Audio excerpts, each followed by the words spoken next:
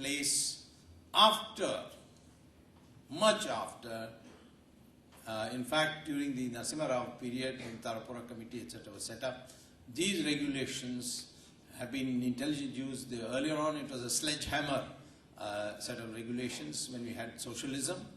But after the economic reform brought, these regulations that have been brought in, scientifically calibrated, particularly thanks to the Tarapura Committee, Tarapura Wala Committee, I think have played a very good role in seeing that our banks are not exposed to these bubbles. So this is the situation overall. Now,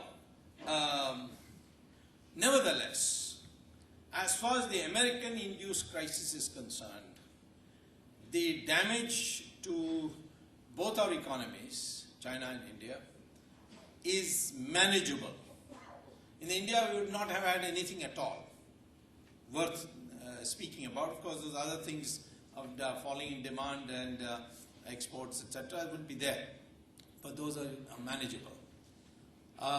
The unmanageable part is the sharp decline in foreign exchange reserves and the infusion of money from abroad, which had got our stock market used to huge highs. I think they crossed what, 20,000, 22,000. It's a pure rigged operation. Anytime you want to earn money, you pull out and then it goes up, and then, the other way around, and then when you want to cash in, you sell. This rigging had been going on.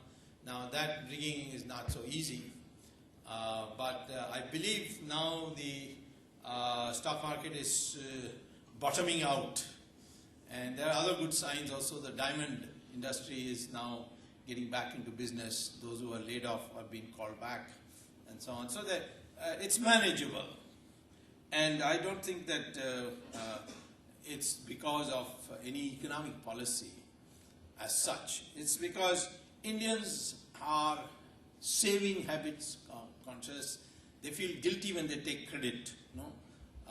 There's a psychological barrier to a credit spree, living beyond your means. The Indians save a large amount of their incomes, and this saving habit, which is there in China too, of the households, is being a cushion against of people going into bankruptcy. In China, in America, the rate of savings is minus the pension funds contribution is negative. So if you are unable to pay, you just can't dip into your savings.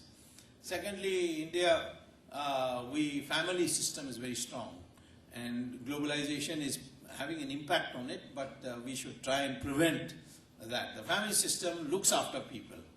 If some brother or sister is unemployed, the others tend to look after it. The family is a great shock absorber, and the same thing is true of China. So that's another great advantage that is. The third, as I mentioned already, banks are subject to regulations, and these regulations have mattered. In the case of China, the regulations are poor, but China has got a huge commitment that no matter whichever bank, there are only 4 major state banks, and those